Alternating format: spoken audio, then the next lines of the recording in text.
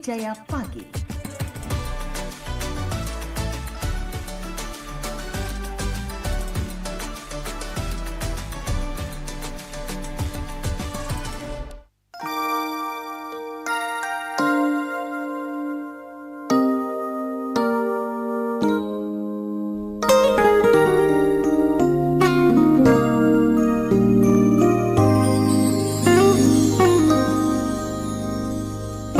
Ya baik dulur-dulur, dalam kehidupan ini kita tentu memaksimalkan dengan hal-hal yang baik ya itu ya, untuk membantu sesama dan juga memberikan sedikit rezeki kita untuk terutama di sekelilingan kita. Ini merupakan perbuatan yang sangat mulia ya. Dan mudah-mudahan dengan hal kecil yang kita lakukan ini akan menjadi sebuah contoh untuk terutama masyarakat yang ada di sekitar kita, apalagi itu keluarga ya. Dan yang pasti jangan pernah takut dengan apa yang kita berikan, itu akan insya Allah banyak hal yang baik akan datang. Selain itu juga itu akan menjadi amal ibadah untuk kita ya. Oke baik, dan ada kaitannya juga untuk di obrolan komunitas edisi hari ini Sabtu tanggal 21 Juni 2025. Dan juga kami menyapa selamat pagi untuk yang sudah monitor siaran kami di 88,4 MHz, atau juga yang lagi nangkring di aplikasi RRI Digital, selamat pagi juga. Atau bahkan yang pengen nyaksikan secara langsung tayangan kita, silakan saksikan di live YouTube Pro 4 Palembang ya. Oke. Dan saat ini kalau sudah bersama dengan ketiga ya sebenarnya, tapi yang satunya lagi on the way. Bentar lagi bakal sampai ke Pro 4 FM Palembang. Kita ada dari kawan-kawan komunitas Tangan di Atas. Langsung saja kita sapa. Selamat pagi. Assalamualaikum. Selamat pagi Mas. Selamat pagi. Sehat ya semuanya ya? Alhamdulillah. Alhamdulillah. Ini kita kenalan terlebih dahulu nih. Yang pertama ada Kak Eko Panca Gustiono ya Kak ya. Ini sebagai ketua komunitas Tangan di Atas. Sehat tadi udah dijawab tuh. Alhamdulillah. Kayaknya semangat juga untuk pagi ini. Dengan cuaca kita kayaknya masih dingin ya pagi ini ya. Ya betul Mas, dingin ya. Oke baik, dan Kak Eko tidak sendirian, juga didampingi oleh salah satu rekannya juga. Ini ada Chandra Eka Pramukti. Iya betul. Oke, panggilannya apa nih Bang? Chandra. Kak Chandra ya. Sehat juga Kak? Alhamdulillah saya. Alhamdulillah. Kak Chandra ini sebagai humas. Iya sebenarnya itu kesamaan Mas. Kalau di TDA itu namanya kenal kerjasama dan eksternal. Kerjasama eksternal. Oh, Iya. kerjasama eksternal Iya, gitu ya. Tapi kan humas lah. Gitu. Oh gitu, baik. Dan satu lagi nanti kita akan menantikan kedatangan Kak Muhammad Nur Aziz ya. Yang sepertinya sebentar lagi akan bergabung bersama kita di sini. Oke, baik, mengenai komunitas Tangan di Atas, dari namanya saja kita sudah tersentuh ya begitu ya dengan maknanya begitu. Tapi kurang lengkap kalau kita tidak dengar langsung dari ketuanya dulu nih Kak Eko. Kita pengen tahu komunitas Tangan di Atas ini adanya sejak kapan? Terus inisiasi siapa sih untuk mendirikan komunitas Tangan di Atas ini?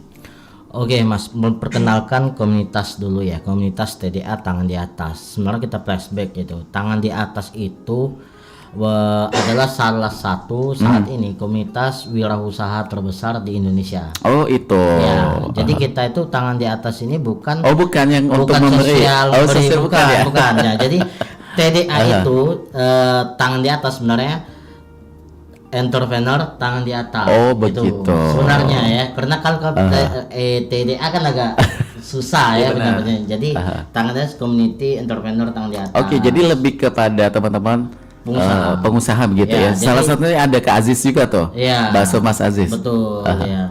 Jadi kalau kita di TDA ini adalah komunitas di mana tempat edukasi berkumpulan para pengusaha, tempat para keluhnya wirausaha dan dikelompokkan bisa memecahkan satu masalah. Oke. Itu tujuannya. Tujuannya Dan- di situ. Dan saat ini komunitas itu mencakup begitu besar TDA. Kita memiliki lebih dari 57.000 members se-Indonesia. Se-Indonesia. Se-Indonesia. Dan terpusatkan di mana tuh? Kalau pusatnya kita ada di Jakarta. Di Jakarta ya. Kebetulan gini, TDA ini ada 125 daerah Oh, 125 daerah di Indonesia. Indonesia. Aha. Terdiri dari 30 wilayah. 30 wilayah. Bahkan ada di luar negeri juga ya. Bahkan ada di luar negeri, ada. Oh, ada juga sampai ke situ. Yang kemarin event TDA nasional itu ada di Malaysia baru 3 hari yang lalu. Iya. 3 hari yang lalu ya. Oke baik. ternyata ini salah makna ya saya. Ya, jadi gini Mas, banyak kawan-kawan yang Sama juga tuh gitu. Sama juga. Saya dulu pertama gabung di TDA tahun 2013. Iya. Saya kira ini Sosial sedekah, ya? sosial. Ternyata saya dalami, oh ternyata bukan. Ini Beda. TDA ini adalah salah satu komunitas wirausaha di mana yang diajari itu tentang ilmu kewirausahaan. Oke. Jadi kalau saya flashback dengan sejarahnya dulu, kalau mau dari mana TDA ini, Iya. ya. TDA ini adalah kumpulan para pedagang di Tanah Abang. Awalnya di Jakarta ya artinya Di ya. Jakarta. Pada tahun 2006 kumpullah para pengusaha, para pedagang, dan di situ salah satu inisiatornya adalah Haji Lai, Haji Alai panggilannya, Haji Alai.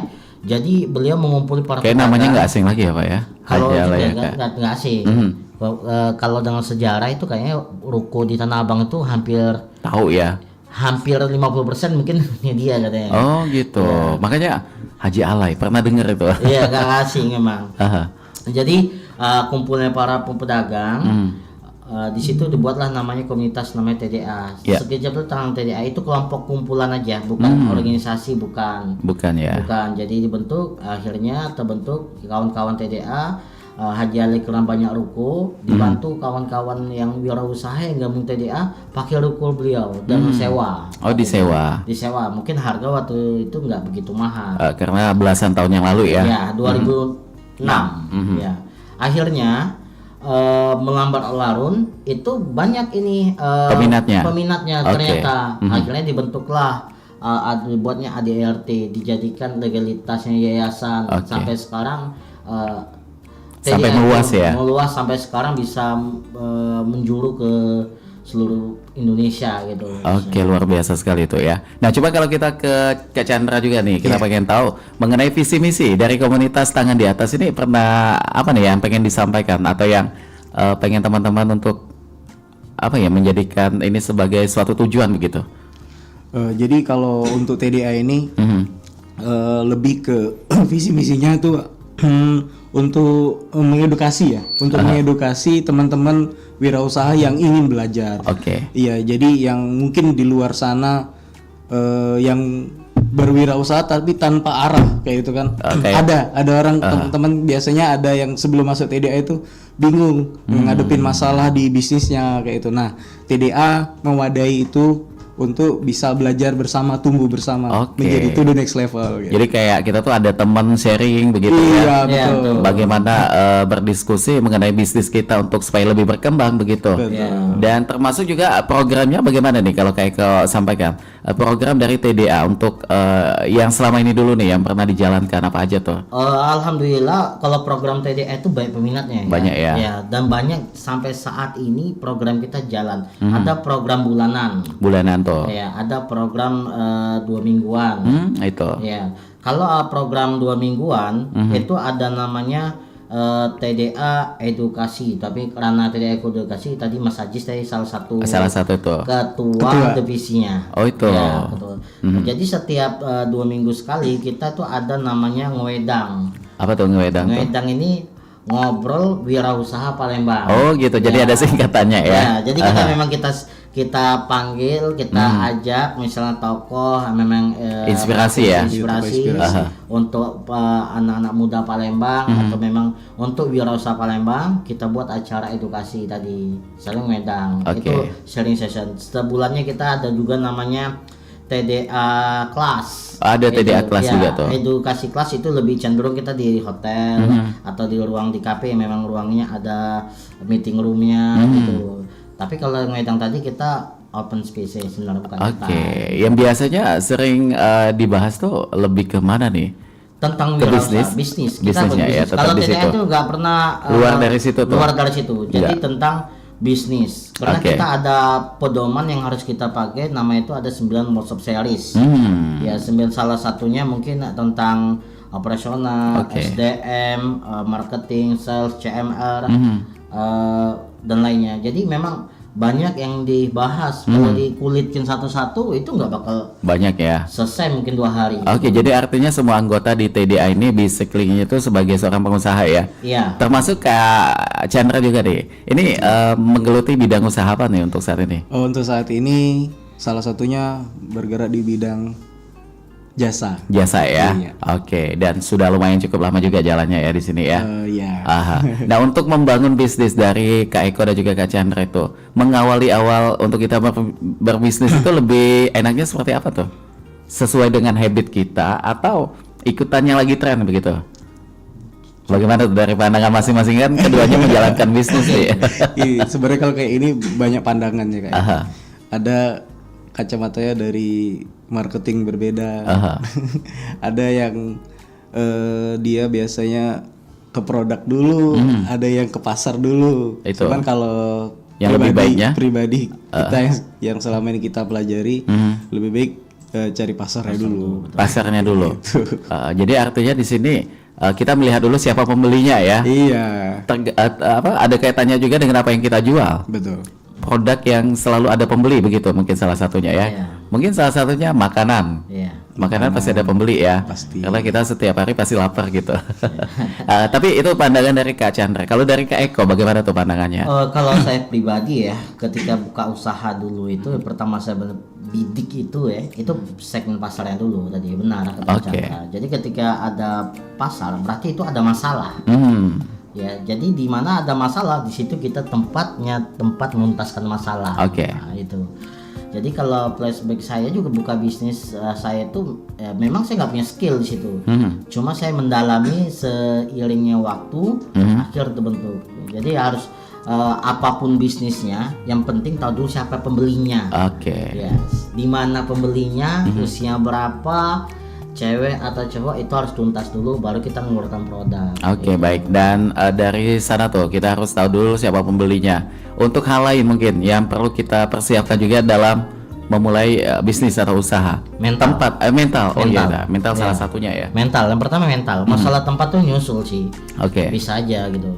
Mental tuh bagaimana nih Kak? Mindset, Mas. Mindsetnya ya. Jadi memang pertama pengusaha itu modalnya itu bukan uang, dana. Karena saya dulu pernah menjalani. Oh gitu. Ya, jadi dari mindset itu kita ubah pola pikir kita yang tadinya saya pernah kerja juga kan gitu. Saya ubah gimana saya itu harus bisa jadi pengusaha dan mempekerjakan orang. Itu. Waktu itu saya bentanam di mindset saya. Sejak mahasiswa saya sudah gabung di TDA ini. Saya berkumpul dengan orang-orang sukses di TDA. Saya berkumpul duduk bareng, ngopi bareng sama mentor-mentor TDA. Bagi saya itu orang inspirasi saya ya sampai sekarang itu. Jadi di situ kita dapat insight, masukan. Akhirnya apa? Kita tervirus dalam Lingkungan terbaik gitu. Jadi yang pertama dipersiapkan itu ya tadi mental dan mindset. Baru berikutnya tempat, masalah modal itu semua mengiringi ya gitu ya. Tapi tadi plannya harus ada. Harus ada itu tadi ya. Dan kalau dari Kak Chandra juga sama tuh, untuk mengawali sebuah bisnis kita perlu untuk apa nih, bagaimana? Kami sepakat harus mental dulu. Mental dulu juga ya. Pandangannya sama tuh dengan Kak Eko tadi mengenai mental. Sama Jadi, juga ya. Terkadang orang banyak kalah untuk teman-teman yang memulai bisnis, biasanya kalah di mentalnya. Iya. Produknya nggak laku, Gitu. ya kan, produknya nggak laku, kok boncos terus, ya kan, kok nggak ada untungnya. Iya. Nah itu kan balik lagi ke mentalnya. Kalau mentalnya kuat, pasti Usahanya akan bertahan usahanya ya. tetap bertahan dan dia akan memperbaiki, Itu. belajar. Nah makanya itu tujuannya kenapa ada TDA. Ada TDA di sini ya. Iya. Oke, nah untuk program unggulan mungkin ya kalau di TDA selain yang tadi disampaikan oleh Kak Eko, yang lebih apa nih? Yang lebih sering dilakukan? Ya, program unggulan kita yang paling banyak peminatnya itu kita namanya KMB. KMB apa tuh Kak? Kelompok Mentoring Bisnis. Oke. Ya. Bagaimana tuh? Nah, kelompok mentoring bisnis itu kita ada bisnisnya dimentori oleh satu coach. Ada satu coachnya itu ya. Satu coachnya. Di coaching lah bahasanya. Iya. Dan itu semuanya gratis. Tidak ada berbayar. Ada berbayar. Nah, jadi itu adalah program kalau kita buka di mana itu bakal rame itu yang ikut gitu. Biasa terdiri dari satu mentor, 5 menti, dan subnya itu temanya kita tentukan dari permasalahan kawan-kawan di TDA itu sendiri. Dibagi dari beberapa omsetnya ya. Ya, dari omset. Misalnya kita kan ada foundation kategori TDA itu ada growth, ada corporate, ya kan? Itu memang 3 itu kita bedakan kelompoknya. Misalnya kalau omsetnya masih ya 100 sampai 1 sampai 300 juta berarti masih di foundation kategorinya. Tapi kalau omsetnya sudah di 300 sampai 2,5 M, ya itu sudah masuk dalam growth. Nanti kalau itu berikutnya berarti sampai 15 ya, ada level-levelnya ya. Ada levelnya. Nah, itu kita beda-bedakan. Ngapa? Supaya pembelajarannya itu bisa enak kebentuk gitu. Terbentuk, ya. Karena setiap level tadi permasalahannya pasti berbeda. Beda, gitu. Oke. Nah, mengenai permasalahan juga nih. Pasti dalam kehidupan juga termasuk ada permasalahan ya. Begitupun di bisnis. Permasalahan dalam bisnis itu yang paling rentan apa nih? Supaya pendengar kita menjadikan ini sebagai suatu edukasi ketika menghadapi permasalahan berbisnis begitu. Apa tuh yang sering kali terjadi menjadi sebuah problematika dalam sebuah bidang usaha? Mungkin Kak Chandra kali pernah ada tuh. Sebenarnya banyak ya. Dibilang masalah. Cuman ya itu tadi balik lagi ke mental kita tadi ya. Jadi kalau permasalahan yang sering dihadapi kami itu omset. Bukan kalau omset itu ya biasa ya naik turun gitu kan. Terutama sih banyak, terutama kayak SDM. Itu tuh. Kan. SDM itu pasti ketemu kalau sudah levelnya udah 5 tahun jalan, pasti ketemu SDM lah kayak gitu. Oke, kalau dari Kak Eko juga sama tuh? Atau ada hal lain? Saya selama 10 tahun buka bisnis ini, saya ini itu ya yang masalah berulang kali itu mengenai SDM tetap ya. Ya tapi kalau masalah omset kan itu variabel ya. Tapi SDM itu harus memang kita beresin karena apa? Ujung tombak kita itu di mereka. Ya, mereka yang ikut menjalankan gitu ya. Kita kan hanya seorang leader ya. Jadi leader itu tugasnya cuma mengarahkan, memecahkan masalah gitu. Jadi untuk operasional memang saya itu semua dipegang sama tim gitu. Oke, baik. Nah, ini ketika kita menjalankan sebuah bisnis, kita sebagai owner, usaha kita udah jalan, omset bagus dan juga karyawan banyak. Cara yang baik nih Kak untuk bagaimana kita memanage usaha kita tuh supaya tetap terpantau. Jangan sampai kan kita tuh karena omset udah gede, karyawan udah banyak, udah cuek aja begitu. Yang penting ada laporan keuangan aja gitu. Itu hal yang salah atau perlu banyak sekali yang dibenahi dengan pola pikir atau mindset yang seperti itu? Kalau menurut saya itu salah ya. Jadi karena terlena oleh omset itu tadi ya. Jadi gimana? Ketika kita jadi business owner, kita yang harus kita rawat selain bisnisnya itu SDM-nya lagi ya. Iya. Orangnya kita rawat. Gimana kita ngejar mereka, omset kita besar, karyawan itu nggak nyaman, misalnya kan, tim nggak nyaman, itu artinya kita satu sisi zolim ada ya. Yang kedua, mereka itu bakal merusak perusahaan kita sendiri. Pasti itu. Ya, jadi kalau mereka dikasih kenyamanan, kebutuhan mereka tertutupi, keinginan mereka tertutupi, akan enjoy ya. Loyalitas mereka tambah tinggi. Dengan sendirinya itu ya. Jadi kalau walaupun kita sudah tinggi, misalnya omset sudah tinggi, jangan terlena. Saya tuh belum tahu juga namanya bisnis autopilot itu, kita belum tahu je. Sekelas Pak Sandiaga Uno aja masih ngantor ya, ya kan? Iya benar. Tanjung masih ngantor, ya kan? Kecuali memang investor saham, jadi kan di rumah aja. Beda lagi itu ya. Kalau bisnis owner ya pasti seperti itu. Seperti itu ya. Jadi kita tuh perlu ada evaluasi juga, ada pemantauan setiap hari juga. Apalagi nih dengan kuliner kan, takutnya nanti beda racikan atau beda takaran akan mengubah rasa begitu ya. Oke, dan kalau dari Kak Chandra, tips nih mungkin untuk pendengar kita, cara untuk mempertahankan sebuah usaha, bagaimana tuh? Yang pernah dijalanin aja gitu. Gini, kalau untuk tips ya, yang pasti konsisten. Konsisten itu. Tetap harus konsisten. Banyak belajar. Banyak belajar dari masalah yang sudah ditemui. Apa nih solusinya, kayak gitu kan. Terus apa lagi ya? Apalagi tuh?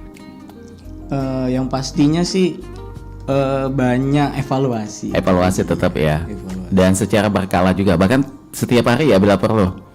Evaluasi ya, kalau bisa setiap hari kan kita pasti ada target, ada evaluasi juga. Oke, pasti ada trouble juga di situ ya. Ya, pasti. Oke, baik. Nah, kalau kita kembali ke TDA lagi tuh, untuk struktur organisasi di Palembang aja tuh, strukturnya bagaimana nih Kak? Oke, kalau bentuk struktur kita TDA Edukasi ini ada 8 struktur bagian manajemen. Pertama ada ketua, sekretaris, bendahara. Di bawahnya itu ada tadi Divisinya ya. divisi edukasi ya kan, Mas Ajis. Di bawahnya itu ada Mas Chandra, ada internal, ada plafon dan data, ada pesta bursa dan event yang harusnya kita datang hari ini. Sudah itu ada TDA peduli, TDA perempuan sosial ya, TDA perempuan, TDA klub. Nah ini TDA klub ini yang kita paling banyak member kita. Kenapa tuh sampai itu paling banyak tuh? Iya gini, TDA klub itu TDA hobi. Oh, lebih ke habit ya? Ya, hobi. Jadi kita tuh setiap minggu hari ini itu kita nama TDA Goes. Oh gitu. Jadi kita olahragaan sama-sama. Sama-sama. Di hari Minggu kita ada namanya TDA soccer. Main bola itu tadi ya. Di malam Rabu kita ada namanya dulu TDA golf. Ya sudah itu di malam Selasa atau malam Selasa itu ada badminton. Ada badminton juga. Ya, nah situ kita masuk jalur TDA itu dari hobi itu banyak. Sampai alhamdulillah kita di Palembang punya member yang bagi saya tuh banyak ya, luar biasa, sampai 690 member kita punya di Palembang. Dan semuanya aktif ya? Kalau aktif semua enggak lah, pasti 20% itu sudah rame kegiatan kita gitu. Dan kalau mengenai pertemuan gitu antar anggota ketemu dengan pengurus begitu, ada jadwal nggak begitu untuk di TDA? Edukasi tadi ya? Iya. Pertemuan kita di edukasi ini kita bahkan ada event di tanggal 28-29. Oke. Nah, jadi event apa tuh Kak? Siapa tahu ada yang kepo nih pengen tahu. Ya. Jadi TDA ini membuat acara namanya TDA Camp. Ya. Jadi ini insya Allah akan diadakan gak jauh dari sini di Hotel Amaris. Ya. Edukasi wirausaha bisnis di TDA Camp. Oh gitu. Dan semua itu yang datang semua anggota ya? Boleh anggota, masyarakat umum juga boleh? Boleh masyarakat umum. Ya, jadi memang belajar untuk berwirausaha dan mengenal lebih dalam apa itu sebenarnya TDA. Oke, baik. Nah, ini kita kembali ke Chandra juga lagi tuh. Yeah. Setelah bergabung di TDA, impact yang dirasakannya apa nih secara pribadi mungkin? Wah, banyak banget ya. Yang tadinya dulu tuh merasa sendiri ya? Merasa sendiri. Bisnisnya ini maksudnya tuh. Jadi menghadapi masalah tuh bingung nih. Oh gimana ya? Jadi ada rasa ketakutan sendiri. Nah setelah di TDA, tahu ada TDA, bergabung dengan TDA, alhamdulillah. Ibaratnya kalau jalan tuh tahu arah, ada kompas. Jadi kalau dulu itu kayak orang nembak panah, anak panah itu nggak tahu kemana arahnya. Jadi asal nembak aja gitu. Iya. Kayak kita tuh ngikutin alur aja gitu ya. Nah kalau sekarang alhamdulillah ada target yang harus dicapai. Udah berapa lama nih kalau Kak Chandra bergabung di TDA? Saya di 2021.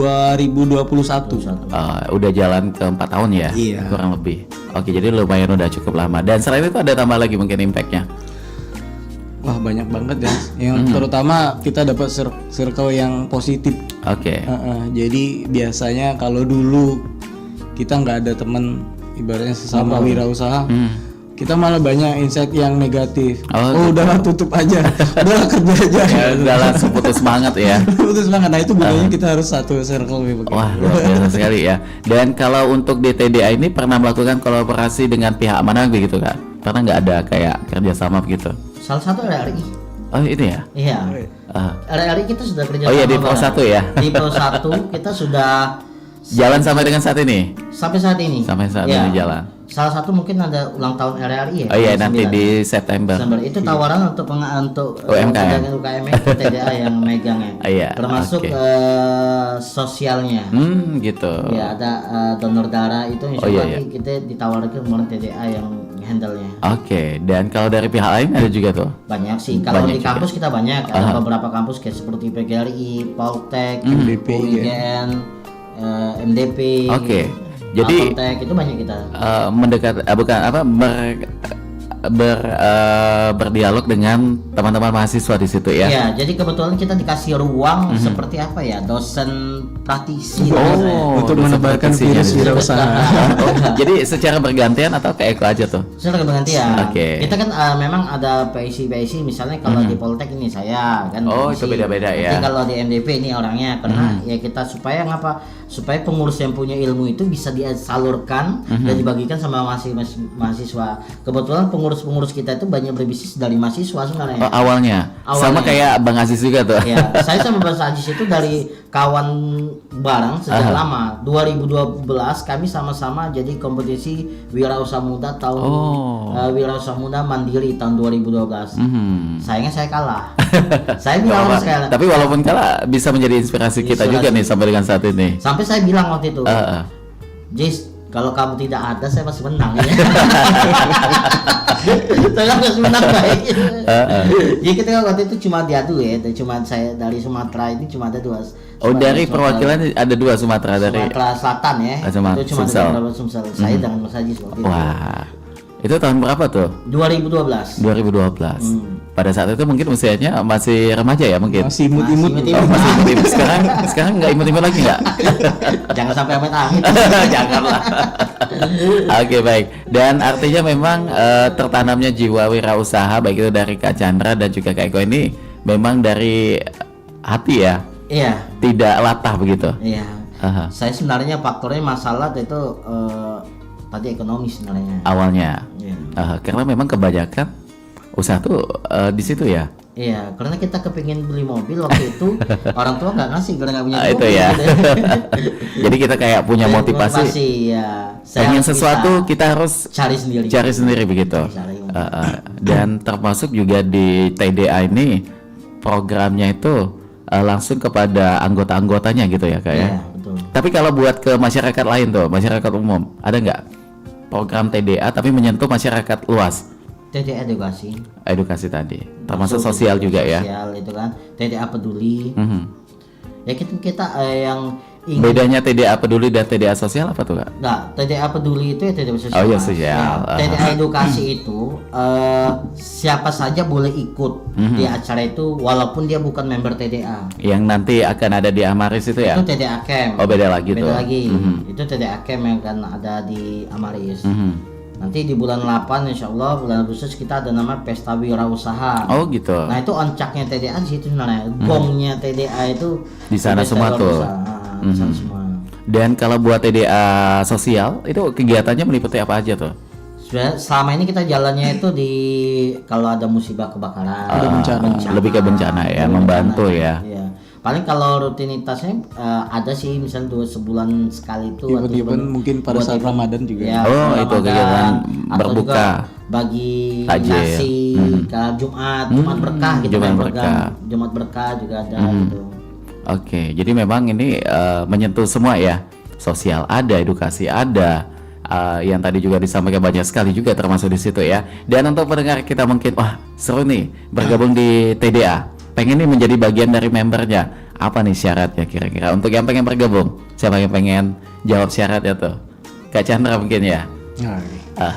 Untuk ya teman-teman yang pendengar Pro 4 yang ingin bergabung di TDA sangat mudah syaratnya. Pertama harus download di Play Store. Oke. Itu ada aplikasinya di Play Store itu TDA Passport. Nanti dilengkapi saja cara mendaftarnya nanti biasanya kalau sudah terkonfirmasi nanti kita hubungi dari tim platform dan data. Dan itu memang khusus untuk Palembang ya. Ya, jadi khusus Palembang. Jadi nanti koneksinya langsung Palembang. Jadi nanti daftarnya nanti lihat lokasi di mana gitu kan, domisilinya di mana. Misalnya Palembang, berarti pilih Palembang. Oh, pilih Palembang. Semuanya ada di situ arahannya. Betul, ya. Setelah itu apa lagi stepnya tuh? Ada kayak semacam seleksi mungkin? Enggak. Kalau kita nggak ada seleksi. Nggak ada ya. Iya. Yang penting punya usaha gitu ya. Enggak juga punya usaha. Jadi ada teman-teman juga yang udah gabung di TDA ini baru ada keinginan ingin muncul ingin membuka usaha. Nah, biasanya ibaratnya sambil mengumpulkan amunisi ya kan, mental, modal ya kan, sama metode. Nah, itu Sudah biasanya banyak yang mau gabung di TDA. Oke. Jadi saya punya titipan pertanyaan nih. Oke, siap. Ini dia punya usaha. Pada saat itu udah jalan bentar, tiba-tiba stop. Dan jalannya cuma 2 bulan. Bagaimana untuk memulai bangkit kembali katanya begitu? Saya tanya masalahnya dulu. Aha. Ya. Sama dia jualan itu dia bergabung dengan siapa? Oke. Ya, dia ngobrol dengan siapa? Kalau kita secara pribadi, saya pernah titik dulu bisnis. Kalau Mas Chandra mungkin coba ya, bisnis tanpa kita kawan punya pembisnis juga, bisnis atau usaha atau ngobrol sama pengusaha itu kita bakal stagnan di situ. Jadi kalau kita bergabung dengan usaha, gabung dengan kawan-kawan pengusaha, akhirnya kita terpengaruh inspirasi baik. Balik usaha sudah tutup 2 bulan, ya. Menurut Enggak, jalannya 2 bulan. Jalan 2 bulan. Setelahnya enggak jalan lagi. Itu banyak Mas masalahnya. Yang pertama tadi di Mentalnya dulu. ya, kedua sabar enggak, karena bisnis itu bagi saya nggak ada yang instan. Oh iya, bukan seperti makan cabai ya yang langsung pedas begitu ya. Nggak ada. Jadi memang masalah itu belum terpecah di dalam permasalahan bisnisnya sendiri. Begitu. Sebenarnya banyak langkah, cuma usaha kita mencapai langkah ke sana itu kurang lompatan, kurang jauh. Iya. Jadi nggak ada yang bagi saya usaha itu nggak ada yang nggak mungkin akan bisa sukses, itu nggak ada. Walaupun itu usaha musiman begitu. Walaupun musim-musiman, tinggal gimana kita memanagenya, merawatnya, mengelolanya, ya kan? Mempertahankannya juga. Mempertahankannya. Siapa yang nyangka usaha ada kawan itu member TDA, Iya. usahanya hijau. Tahu masih hijau itu kan? Hijau tuh apa tuh? Sapu hijau. Oh, sapu hijau itu. Ya. Terus? Hijaunya itu, tapi dia dengan hijau itu kan sebenarnya nggak bernilai ya. Iya. Bagi cuma bisa diolahnya dengan baik tuh seperti itu. Itu. Akhirnya bisa jadi miliaran sampai sekarang, sampai nyangka gitu. Waduh. Jadi kan memang olahan Dan itu orang Palembang ya? itu bukan orang Oh, Palembang, bukan. kami ber-TDA di Jawa. Nah, jadi itu memang harus dipertahankan. Bisnis apapun itu jangan stagnan lah gitu. Kita harus memang Up and down tuh biasa ya, Kak? ya, kebetulan aku punya adik aku juga buka bisnis baru 6 bulan, ngedon. Itu. Kata dia cerita dengan aku nggak Sepi nutup pembeli sepi gitu. pembeli, karena nggak nutup operasional sehari-hari. Begitu. Ya betul. Cuma harus usaha apa? Oh belum ini kayaknya belum pas usahanya nih. Usaha yang dia perjuangkan itu belum sedalam yang pernah kujalankan gitu. Aha.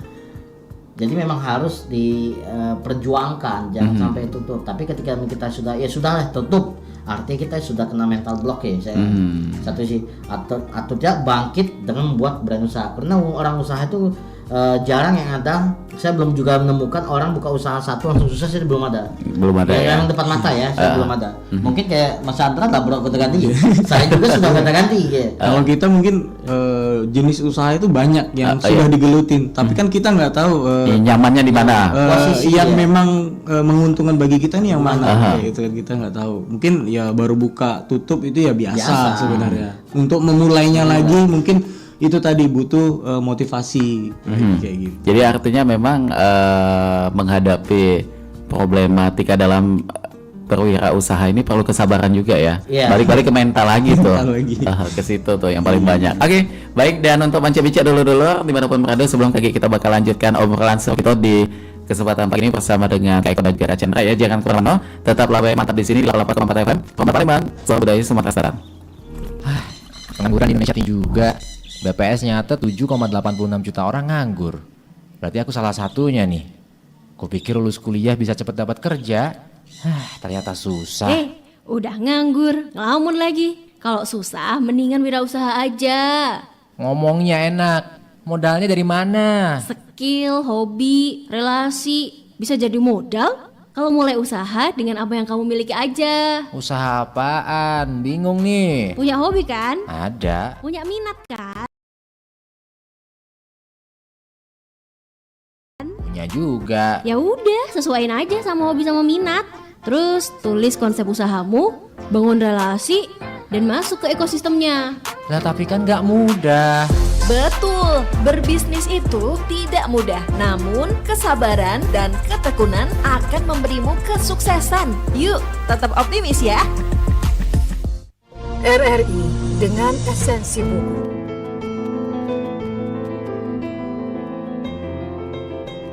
Di dalam kehidupan, manusia seringkali dihadapkan dengan hal-hal yang dapat mempengaruhi pikiran yang berdampak pada saat beraktivitas. Namun dengan berpikir positive thinking akan mampu membantu sedikit menepis kegundahan apa yang tengah kita pikirkan.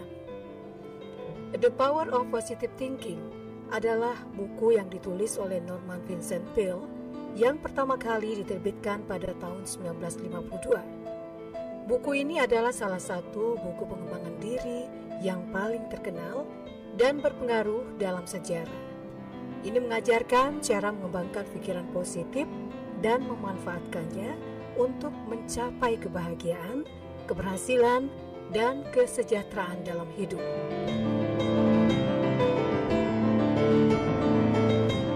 Berikut adalah ringkasan singkat dari The Power of Positive Thinking.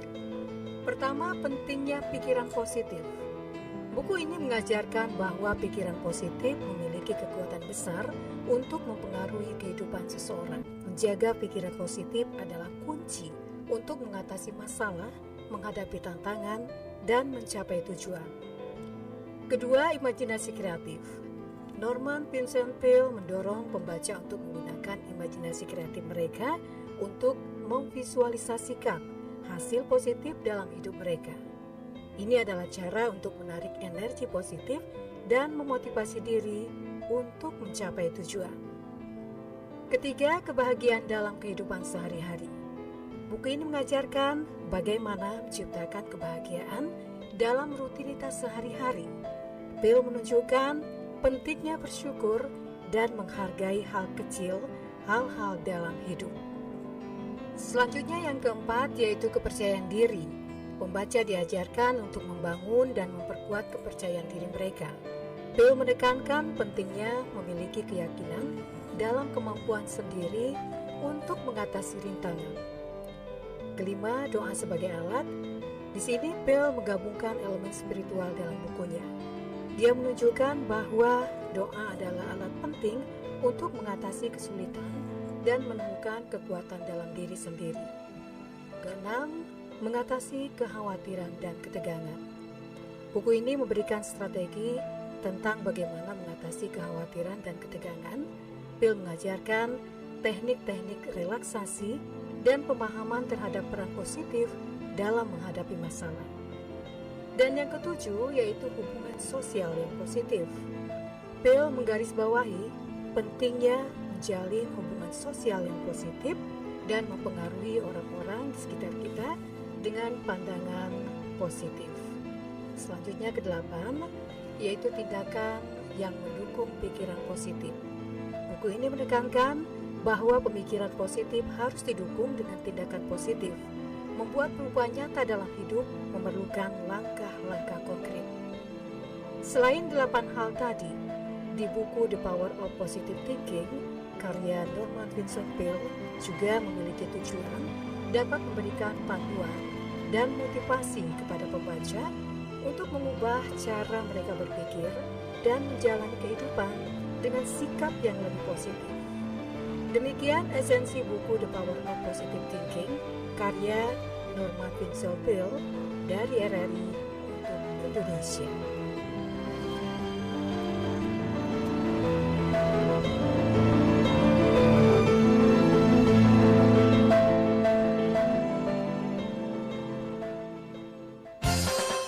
Nuansa budaya dan tradisi, ragam kearifan lokal yang membanggakan, dan destinasi pariwisata yang menarik dapat didengar di Pro 4 RRI Palembang.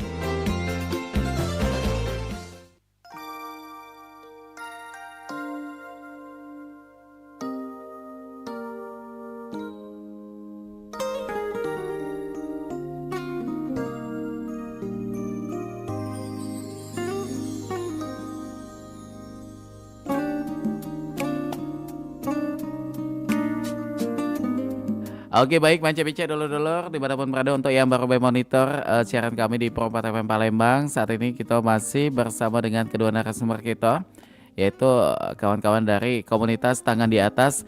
Kita masih bersama dengan Kak Eko Panca Gustiono dan juga Kak Chandra Eka Pramukti. Ini banyak sekali inspirasi, banyak sekali hal yang tadi di-sharing terkait dengan geliat di bidang usaha ya. Nah mungkin kalau kita kembali ke TDA, untuk divisi TDA ini ada berapa divisi nih? Ini Pak?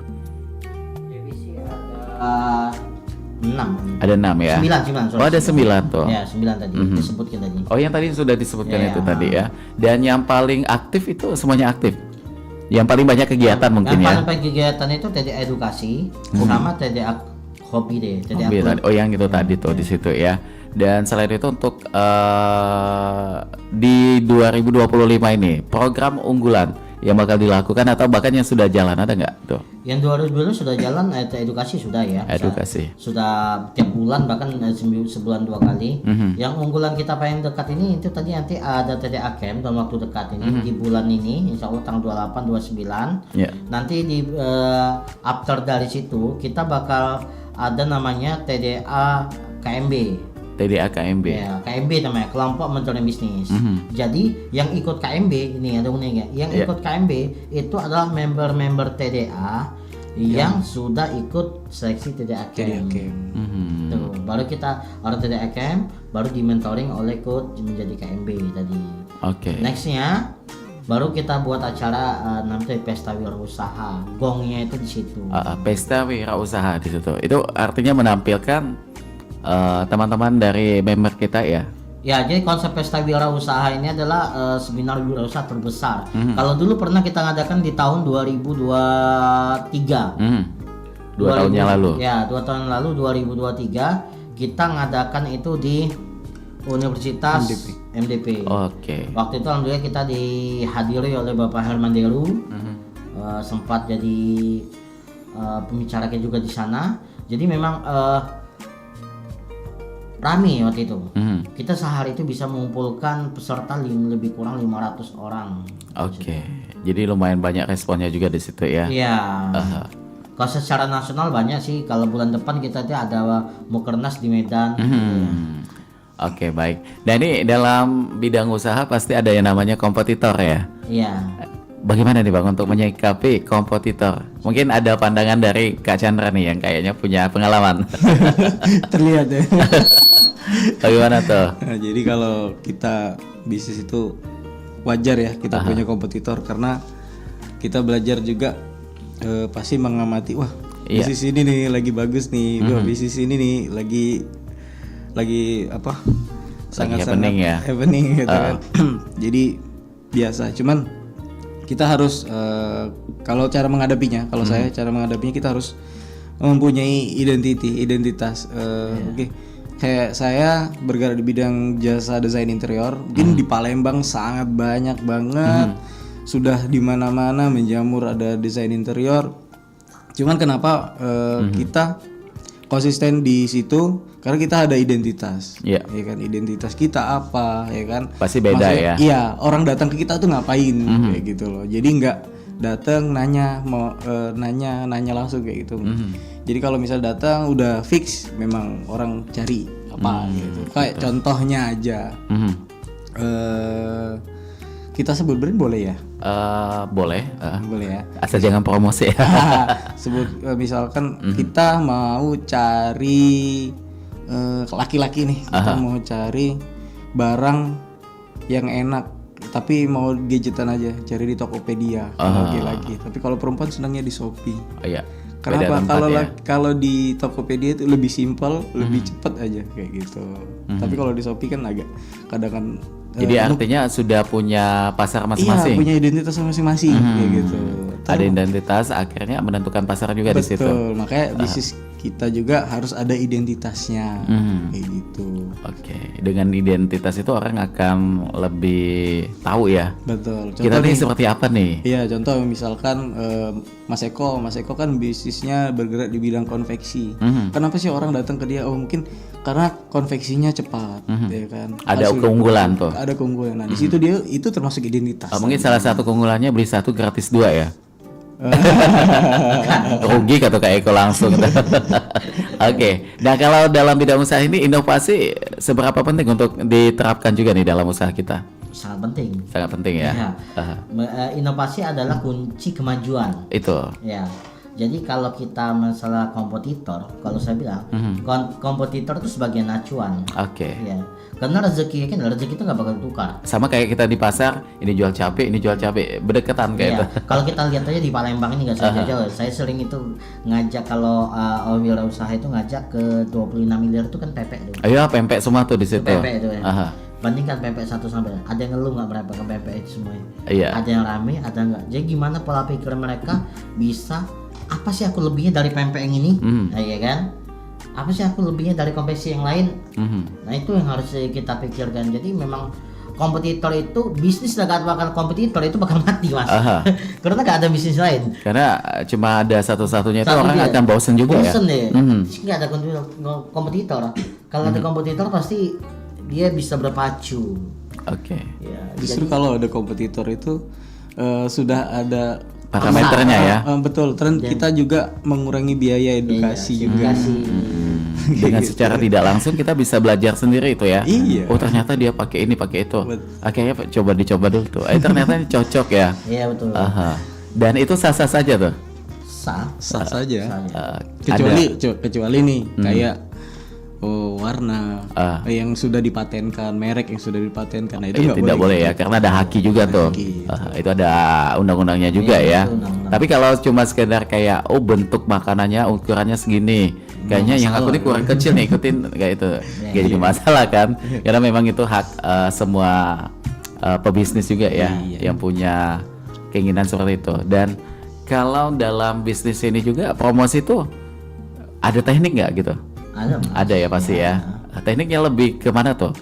Kayak teknik supaya ada ya pernah beli pakaian tuh ceritanya tuh. Beli satu gratis satu. Ternyata setelah kita kalkulasikan sama. Kayak harga normal itu. Bundling gitu ya. Bundling ya lebih ke situ. Kalau tekniknya itu kan teknik dalam promosi pemasaran ya, macam-macam sih. Ada yang T1 itu kan bundling. Kita misalnya beli 10 gratis 1 misalnya. Itu bisa bisa diatur sendiri sih. Itu masalah kontes gimana tetap penjualannya banyak, hasilnya banyak gitu nah. Oke. Tapi untuk pebisnis awal, promosi yang bagus atau yang tepat itu bagaimana tuh? Kan banyak sekarang media sosial. Semua orang udah punya akun tuh. Biasanya banyak sekali yang pada awal bisnis mengadakan giveaway supaya banyak followers dan juga supaya banyak yang pengikutnya sehingga tahu apa yang kita jual begitu. Itu termasuk teknik juga nggak? Iya. Dan itu sehat ya? Sehat. Media sosial sekarang kan sudah kunci utama misalnya kebutuhan aja. Kayak beras ya? Iya kayak beras.